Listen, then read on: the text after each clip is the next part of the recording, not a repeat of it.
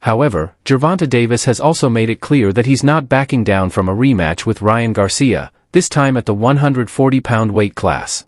Despite the criticism surrounding the reports of his alleged positive tests, Davis told Cigar Talk that Garcia wasn't even at 145 during their last fight, questioning why a 140-pound bout would be an issue.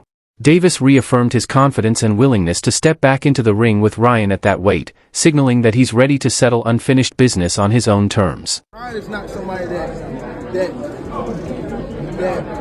he really like confrontation, you know. So for people to like go at him, I feel as though, and you see how as soon as why didn't it take 72 hours for the test to come back, right? Right. So why ain't come out that Tuesday or that week next? They waited till Canelo fight to push that he had something in his drug. Then once they pushed that, Devin and them was on ESPN that night promoting that he was. It's all in. I'm telling you. Hey, Tank. Concerns around weight have resurfaced, with Gervonta Tank Davis emphasizing that Ryan Garcia's true division is 140 pounds, not 143 or 145. Opting for a rematch with Garcia instead of fighting active contenders like Frank Martin within his own weight class could dramatically boost Davis's earnings. For context, Tank has spent recent years competing at 135 pounds, meaning Garcia would likely need to drop a division to make their potential rematch work. Their first encounter was fought at 136 pounds, complete with a strict 10-pound rehydration clause, conditions that made the bout as much a test of discipline as skill. Davis hasn't held back in his analysis of Devin Haney's loss to Garcia either. He squarely blamed Haney's defeat on poor ring discipline, arguing that Haney stayed in Garcia's striking range far too long, leaving himself open to the same devastating left hook again and again. According to Davis, that single tactical mistake exposed Haney's limitations more than anything else. Haney, however, has pushed back, maintaining that his lone career loss came under unfair circumstances. He alleges that Garcia came in 3.2 pounds over the agreed weight and later tested positive for performance-enhancing drugs. Tank isn't buying the excuses. In his view, Haney's failure to adjust, defend, or adapt speaks louder than any test result. He called Haney's inability to avoid those left hooks a clear sign of technical weakness. Haney's habit of standing still, Tank argued, made him a perfect target for Garcia's explosive, short-range power. Even after feeling that left hand early in the fight, first in round 1, then again in round 7, Haney never found a way to stop it. Tank doubled down, saying, "Look at Ryan Garcia versus Devin Haney, then look at my fight with Ryan. If Ryan looked any different, it was worse against Haney, bigger, slower, same punch every time. I told everyone, a hook, a hook, a hook." From Davis's perspective, Haney could have changed his game plan from the opening bell but instead leaned heavily on clinching to survive. It's a tactic Haney has relied on throughout his career, using frequent holding to disrupt opponents' rhythm and avoid exchanges. Yet, Tank noted, referees rarely penalize him for it. Against Garcia, Haney tried to use that same approach, closing the distance to neutralize Ryan's check left hook. But that strategy backfired. Staying in close only invited more punishment, and his lack of movement gave Garcia all the space he needed to dominate. Tank was blunt in his assessment. Haney was right there waiting for the hook, and they were calling him pound for pound? Come on, he's trash. After Garcia's positive test, the controversy exploded. Garcia has vehemently denied using any banned substances, claiming instead that his samples were tampered with, calling the situation an inside job.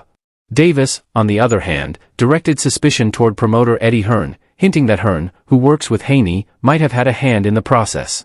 Chael Sonnen quickly dismissed any talk of conspiracy. The outspoken analyst said he wasn't interested in speculation about who tampered with what, he was focused on what happens next. On his YouTube channel, Sonnen questioned who ultimately has authority over the test results and what disciplinary action, if any, might follow. He noted that fighters often repeat the same denials when test results surface and urged fans to focus on the official investigation rather than the noise surrounding it. Eddie Hearn, meanwhile, believes the outcome could be disastrous for Garcia. Both Hearn and Haney's camp are pushing to have the bout reclassified as a no contest, arguing that Garcia's failed test and weight violation, coming in 3 pounds over the limit, render the result invalid. Hearn pointed out that combat sports history is filled with similar cases where victories were later overturned. In an interview, Hearn said, Devin Haney's side is furious, and rightfully so. They want the fight declared a no contest, and honestly, that's very likely. Looking ahead, Hearn described the road before Garcia as a difficult one. Having been through a similar ordeal with Conor Benn, Hearn knows firsthand how grueling the appeals process can be. Garcia has the right to request a B-sample test, a secondary analysis that follows a positive A sample, but historically, the two rarely yield different results. Hearn commented, I don't know Ryan Garcia personally. I can't say if he cheated or not. But like I've said before, it's guilty until proven innocent in situations like this. He'll have to go through hearings, and I don't know if he has the mental toughness to handle what's coming. I've seen it break people. That skepticism deepened when Garcia suggested that if the A sample was tampered with, the B sample could easily be as well. Hearn responded cautiously, adding, I spoke to Devin, he's furious. The guy came in 3 pounds overweight and tested positive. Whether Ryan's innocent or not, the facts don't change. Devin feels cheated, and I can't blame him. As things stand, the controversy remains unresolved, leaving Garcia's reputation hanging in the balance and the boxing world waiting for official answers. Eddie Hearn didn't mince words as the controversy deepened. I don't know if Ryan Garcia has the resilience to go through this process, Hearn admitted. I've seen it break people. Although Garcia's next steps seemed straightforward, awaiting the testing of his B sample, Hearn pointed out two crucial realities. First, in professional boxing history, it's virtually unheard of for a B sample to contradict the A sample. And second, Garcia's growing fixation on conspiracy theories could work against him. Ryan has already claimed that if his A sample was tampered with, there's no reason to believe his B sample wouldn't be as well.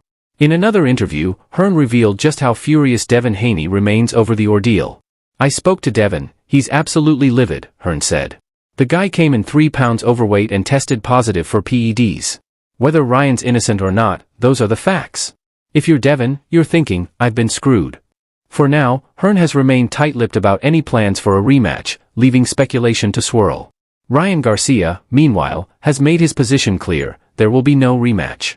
He insists his victory over Haney was clean, decisive, and final, refusing to entertain the idea of running it back. And in a surprising twist, while Gervonta, Tank Davis has voiced his support for Garcia amid the controversy, Ryan has thrown his backing behind Frank Martin, Tank's next opponent. When asked by a reporter if he had ever sparred with Martin, Garcia laughed. No, he replied. Though both men trained under Derek James for a time, their careers took different paths.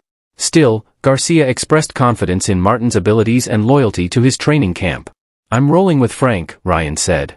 I'm going to be there every step of the way, and I'm putting him in a game he loves. This is what he does, this is what he lives for. When pressed on whether Martin could actually stop Tank early, Garcia hesitated.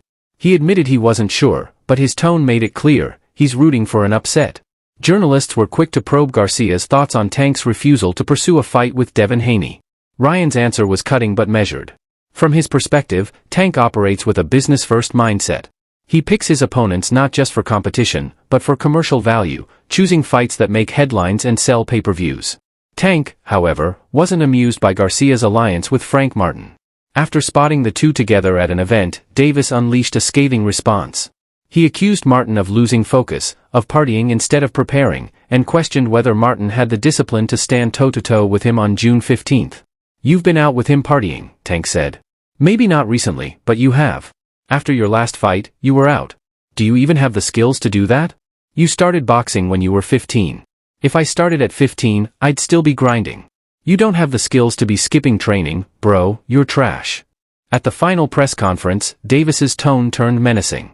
He dismissed Martin's showmanship as mere posturing and warned that bravado wouldn't save him when the bell rang. He's putting on for his people, acting tough, Tank said. But I'm telling you, it's a different beast in front of him. Nobody walking with him, holding his hand, can save him on June 15th. I've got a lot built up, and I'm taking it out on him. Sorry, it's going to be him. For Davis, this fight is about more than belts or money, it's about control. Boxing, after all, isn't just a test of power. It's a chess match of strategy, timing, and composure. The titans of the past eventually yield to the tacticians of the present. And Davis, once mentored by the legendary Floyd Mayweather, now finds himself surpassing his old mentor in deals, fame, and pay-per-view numbers. But success has come with tension. The once dynamic duo, Floyd and Tank, are now publicly feuding, their relationship unraveling across interviews and social media. It began when Davis accused Floyd of taking subtle jabs at him while discussing how young fighters manage their finances. During his recent appearance on Cigar Talk, Davis opened up about the fallout. When host Najee asked about the friction between him and Floyd, Tank's expression hardened. He claimed many fans don't see what happens behind the scenes. People think it's all love, Davis said, but Floyd knows exactly what he's doing when he talks like that. Davis explained that he initially tried to ignore the comments, choosing not to confront Mayweather directly, but he made it clear that if the disrespect continued, his silence might not last. So we could do a part 2. 145. Would you? Is that something you? He's not even at 145. Yeah, that's what he said. He said a catch weight. He said we have to do a catch weight at 145. But why would it be 140? Why can't it be 140? Yeah. Why can't it be 140? That's what he said. Would you be interested in that? Or Yeah, like, nah, I'll fight him at 140. Bro, if you look at the fight of Devin versus Ryan and me versus Ryan, it wasn't no different. He actually looked worse fighting. Fighting Devin? Go look at it. What you think was the main difference? Because people say his power looked crazier this time. Go look at it. Yeah. His power didn't look crazy.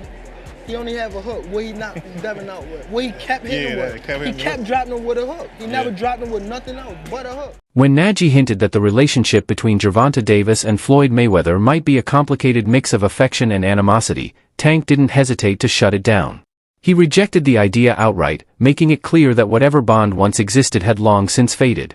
Davis insisted that he no longer viewed himself as Floyd's protege, but as his equal, if not his successor. With quiet confidence, he declared that his legacy had already surpassed Mayweather's, emphasizing that he had achieved milestones at an even younger age. To Davis, this wasn't arrogance, it was reality. The student had outgrown the shadow of his teacher, carving his own empire in a sport Floyd once ruled. A lot of people don't know that what Floyd do. A lot of people don't know what Floyd. Everything that Floyd said right there, the Chrome Heart bed, the Maybach, the Lloyd, that was all in my post. You posted that. You posted that. Oh wow. Damn. I ain't even realized that, to be honest. He was going at me. He was going at me. And I knew for sure he was going at me. That's why I went at him. There's no reason for me to go at Floyd. Yeah.